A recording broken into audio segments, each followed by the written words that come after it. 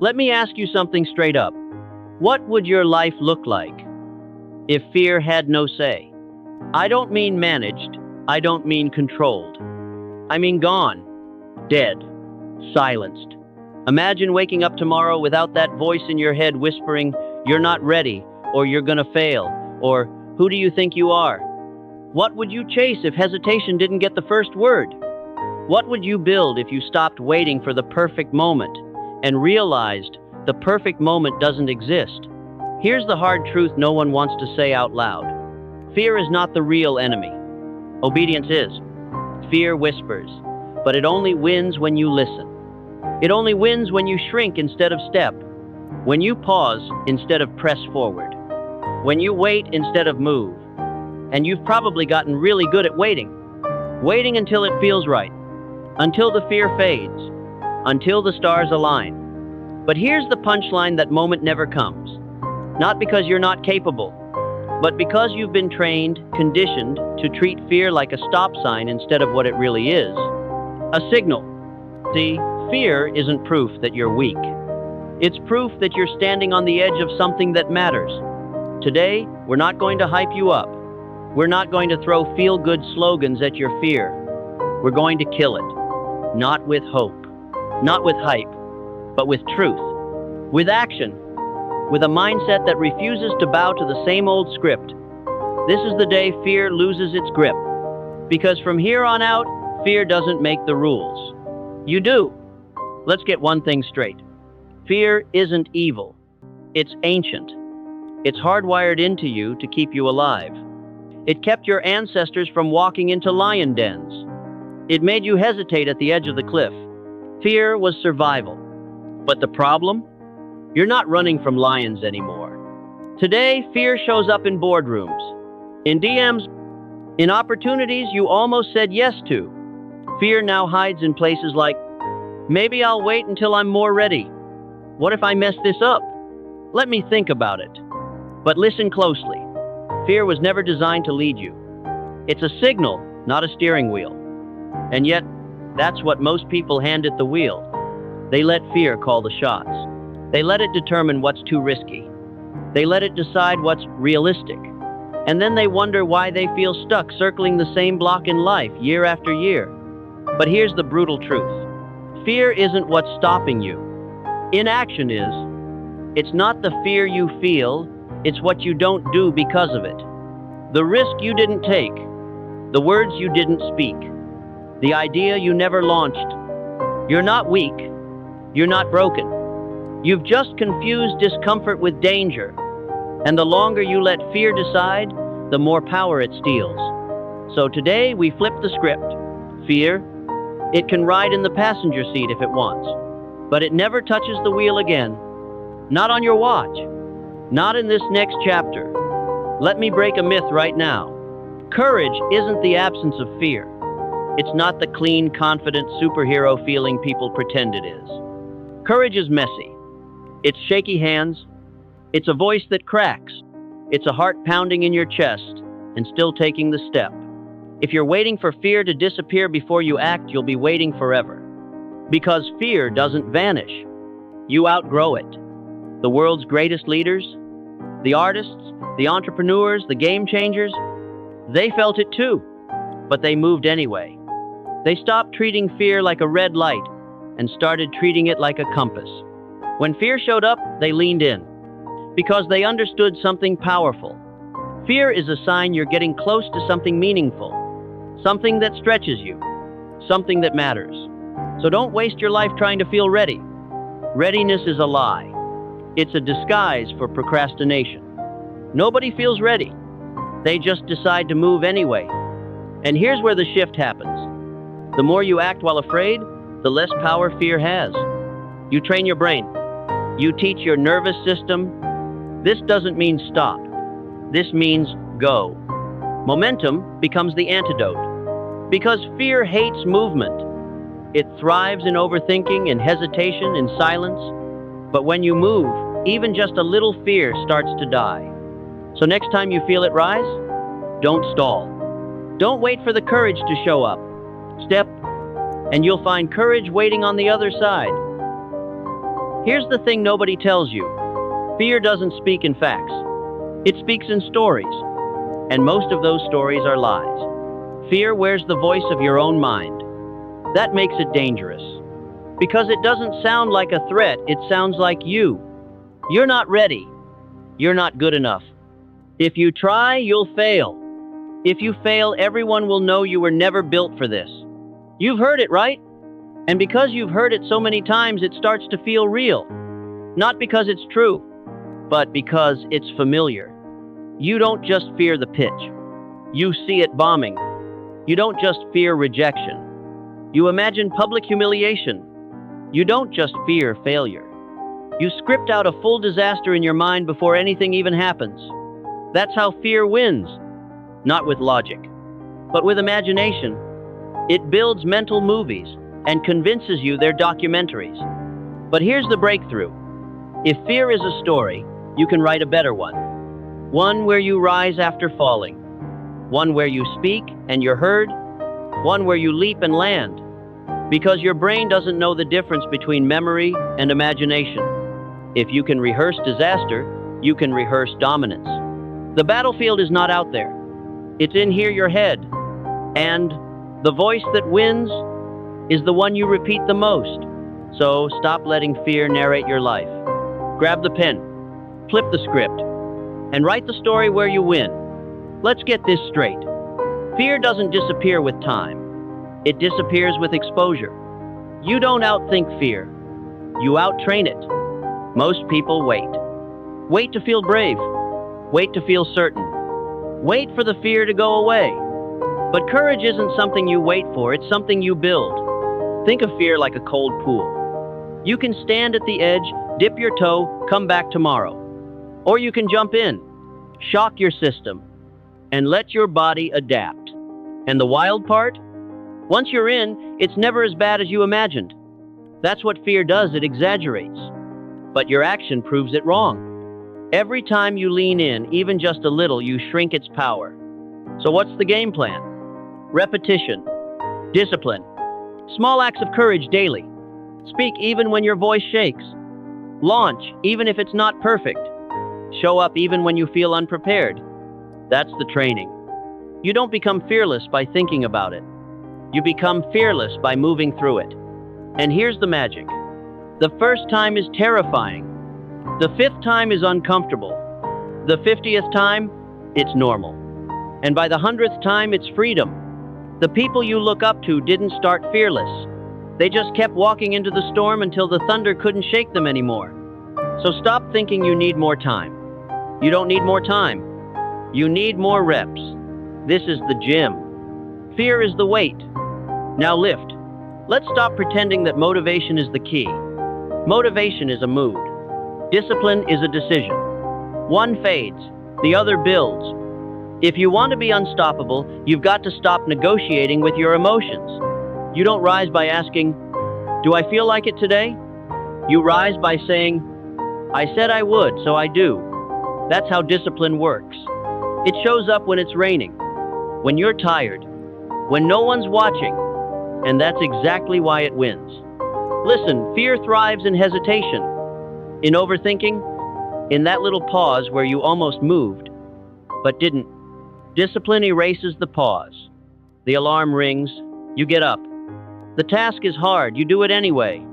Doubt whispers, you move through it. Not because you're superhuman, but because you've already decided. That's the line most never cross.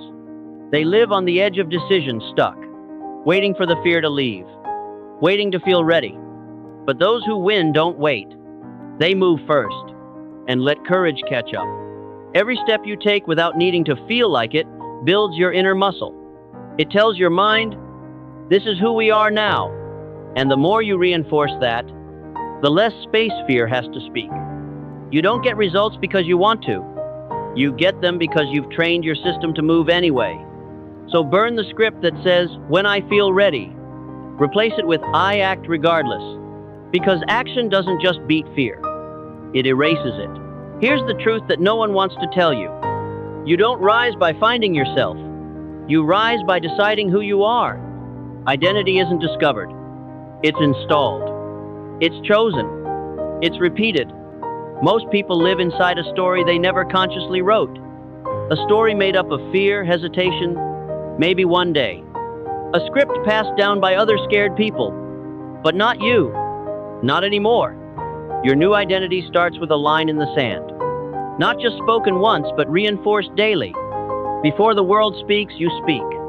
I don't wait, I lead. I don't hesitate, I move. I don't shrink, I build. Say it enough, and your subconscious listens. Say it with conviction, and your body begins to follow. Say it before you believe it, and eventually, you will. Because repetition rewires reality. Every time you act like a bold, decisive, focused version of yourself, even when it feels awkward, you're teaching your system, this is the new standard. That's how confidence is built. Not by luck, not by motivation, but by ritual. Rituals that lock in who you are until it's impossible to forget. Want to kill fear permanently? Don't just try to feel different. Train yourself to be different. Because fear thrives in confusion. But clarity? Clarity kills it. And identity is the clearest decision you'll ever make. So ask yourself, what identity are you rehearsing every day? If it's not the one that builds your future, it's time to write a new one and repeat it until it becomes law. You don't rise because of one big moment. You rise because of what you do when no one's watching. The fearless, they aren't born with some gift you don't have. They build habits that make fear irrelevant. Let's break it down. Here's your daily fire. 1. Do something uncomfortable every morning. Cold shower. Hard conversation. That thing you've been avoiding. Why? Because discomfort is a muscle. And if you train it daily, fear loses its grip. 2. Move your body. Every single day. Motion kills overthinking. Stagnation is fear's playground. Run, lift, walk, jump, whatever it is, move. Energy rises. Clarity returns. Your body leads and your mind follows. 3. Speak power into your mind. Affirmations are not cheesy, they're weapons. Say it. I'm not here to shrink. I'm built for pressure. I lead even when it's hard. Your subconscious hears everything. So start feeding it strength. 4. Win the first battle. Make the bed. Show up on time. Do the task you don't feel like doing. Why? Because momentum compounds. Stack wins. Build fire. Kill hesitation before it even wakes up. 5. Reflect at night. Ask yourself, where did fear whisper today? Where did I push back? That's how you sharpen. That's how you evolve. Remember, freedom isn't found in avoiding fear. It's found in training for it. Over and over. Until boldness becomes your baseline. This isn't just mindset. It's a system. And it works if you do. Let's get something straight. Motivation is loud, it's sexy, but it's also unreliable. It comes and goes like a sugar rush. Feels good for 5 minutes, then disappears when things get hard. Discipline? That's a whole different game. Discipline doesn't ask how you feel. It doesn't wait for the right moment. It shows up no matter what. Want to become fearless? Stop chasing energy and start building structure. Because here's what fearless really looks like. Showing up to train even when you're tired. Saying the truth even when your voice shakes. Pressing publish even when it's not perfect. Moving forward when fear says, pause. That's not hype, that's habit. You want to lead yourself? Then create rituals that don't care how you feel. Let your actions teach your brain. This is just what we do now. Fear doesn't survive discipline. Because when you decide in advance, you remove the debate. You kill the excuses before they even show up. No more should I or shouldn't I. No more maybe tomorrow. You've already decided. Now it's just execution. The fearless don't act because they feel ready. They feel ready because they act. And the longer you stick with that rhythm, the more unstoppable you become. That's how mountains move. That's how new identities are forged. That's how legacy is built, not with feeling, but with fire backed by structure. Picture this. You're lying in bed at the very end of your life.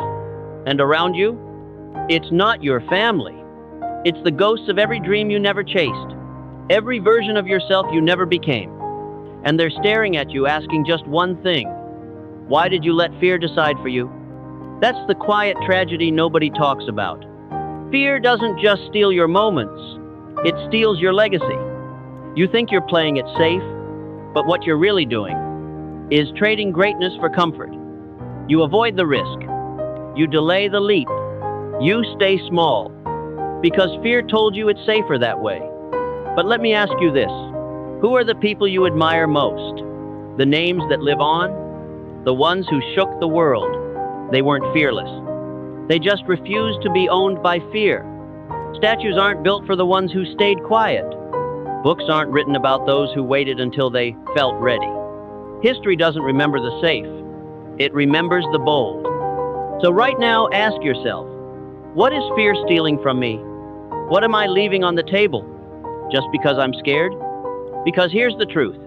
Your legacy is being written every single day, with every decision you make or don't make. And one day, the only thing left will be the story. Make sure it's one you're proud of. So, how do you actually kill fear?